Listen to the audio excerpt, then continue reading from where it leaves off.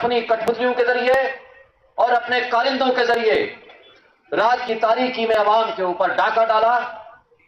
اور پکے کے ڈاکوں کو وہاں مسلط کر دیا، ان کے ہاتھ میں ایک جعلی فارم 47 پکڑوا دیا، 26ویں آرمی ترمیم کرا لی۔ کیونکہ آرمی ترمیم اس لیے میں کہتا ہوں کہ کسی کی بیٹی کو اٹھایا، کسی کے بیٹے کو اٹھایا،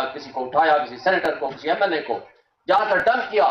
اور اپنے حوالداروں اور اپنے ٹاؤٹوں کے ذریعے اٹھا کر کے وہاں غیر آئینی ترامیم کرائیں، اور جس کے نتیجے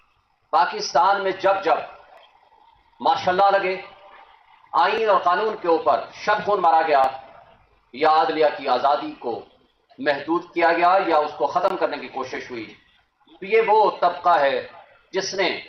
ہمیشہ اجتماعی فیصلے کیے، جس کے ذریعے قانون اور آئین کی پامالی ختم ہوئی۔ آئین اور قانون کی حکمرانی کا کنسپٹ ہم یہ سمجھتے ہیں کہ وہ آگے آیا اور آزاد عدلیہ کے لیے ہم نے راہیں متعین کی۔ السلام علیکم ناظرین کرام، آپ کو مکمل ویڈیو دکھاتے ہیں۔ شعیب شاہین نے ایسا خطاب کیا کہ پورے ملک کو ہلا کر رکھ دیا۔ لمبے عرصے کے بعد شعیب شاہین جیسے ہی منظر عام پر آئے تو ان کے خطاب نے اسٹیبلشمنٹ کے در و دیوار ہلا کر رکھ دیے۔ شعیب شاہین نے کہا کہ جعلی فارم 47 سے اس ملک پر لوگوں کو مسلط کیا گیا، پاکستانی عوام کسی صورت ان کو قبول نہیں کرے گی۔ آپ یہ ویڈیو دیکھیے پھر اس پر بات کرتے ہیں۔ آج انڈکلیئرڈ ماشاءاللہ ہے، آج اسٹیبلشمنٹ نے اپنے تمام وہ کارندے ہر اس ادارے میں ہر اس جگہ پہ متعین کر دیے ہیں اور اپنے ٹاؤٹس کو ہر جگہ پہ مختص کر دیا ہے، اور اس کے لیے جو عوام جو اصل حکمران ہے اس پاکستان کے آئین کے مطابق، آج کا جو دن ہے اس لحاظ سے بہت اہم ہے، جس کو کہتے ہیں نا دیر آیا درست آیا، وہ کلا آج کھڑے ہوتے ہوئے نظر آ رہے ہیں۔ پاکستان میں جب جب ماشاءاللہ لگے آئین اور قانون کے اوپر شب خون مارا گیا یا عدلیہ کی آزادی کو محدود کیا گیا یا اس کو ختم کرنے کی کوشش ہوئی، تو یہ وہ طبقہ ہے جس نے ہمیشہ اجتماعی فیصلے کیے، جس کے ذریعے قانون اور آئین کی پامالی ختم ہوئی۔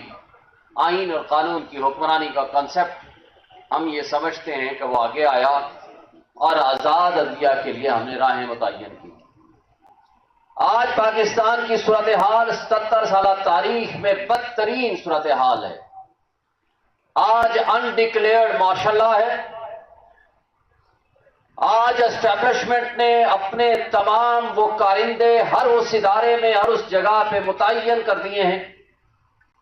اور اپنے ٹاؤٹس کو ہر جگہ پہ مختص کر دیا ہے، اور اس کے لیے جو عوام جو اصل حکمران ہے اس پاکستان کے آئین کے مطابق، اور پاکستان کی گورننس ان کے منتخب نمائندوں کے ذریعے چلائی جانی ہے، سب سے پہلے جمہوریت پہ شب خون مارا۔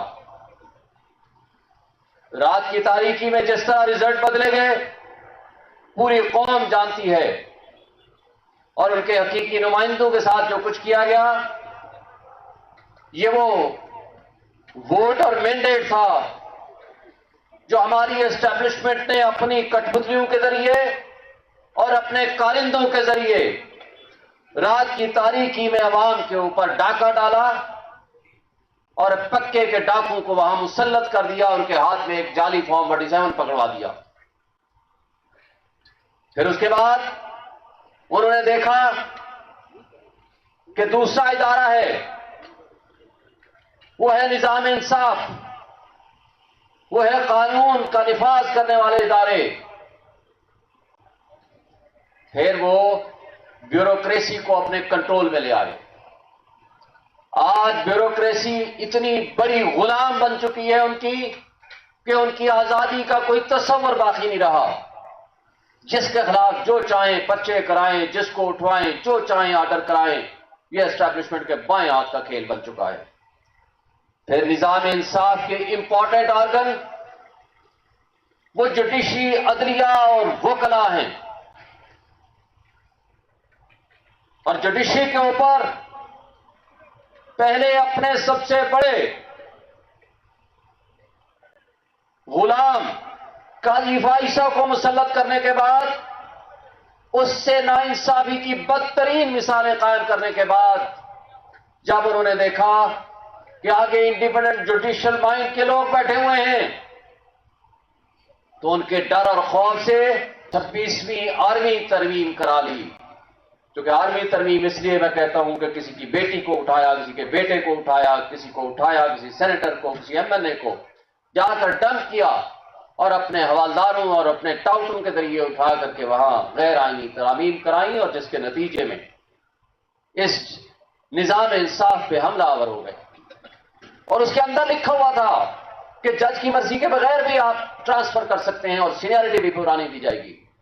میں یہ سوال کرتا ہوں کہ جب اس پہ بہت شور شرابہ ہوا تو وہ شے ختم ہوئی, تو پھر آج کس طرح آپ نے ججز کو ٹرانسفر کرتے ہوئے آرٹیکل 200 کا سہارا لیتے ہوئے وہ سینیئرٹی دے دی جو سینیئرٹی یہاں اسلام آباد ہائی کورٹ میں مل ہی نہیں سکتی. دراصل ایک شخص کو گرانے کے لیے سارے ادارے آج گر چکے ہیں. افسوس سے کہنا پڑتا ہے, ان کو پتا ہے کہ یہاں سارے مقدمے لگے ہوئے ہیں, ان کو پتا ہے کہ یہاں ساری کانسٹیٹیوشنل پٹیشنز یہاں آنی ہیں, ان کو پتا ہے کہ یہ سارے معاملات یہاں آنے ہیں, تو ان کو چیف جسٹس انڈیپینڈنٹ نہیں چاہیے, ان کو آئینی عدالتوں کے سربراہ انڈیپینڈنٹ نہیں چاہیے. تو کیا میں سوال کرتا ہوں کہ یہ ابھی تو 10 دن پہلے جوڈیشل کمیشن کا اجلاس ہوا, آپ نے کہا تھا 4 ججز چاہیے, تو آپ نے 2 جج رکھنے کے بعد باقی 2 سیٹیں یا 3 سیٹیں خالی چھوڑ دی,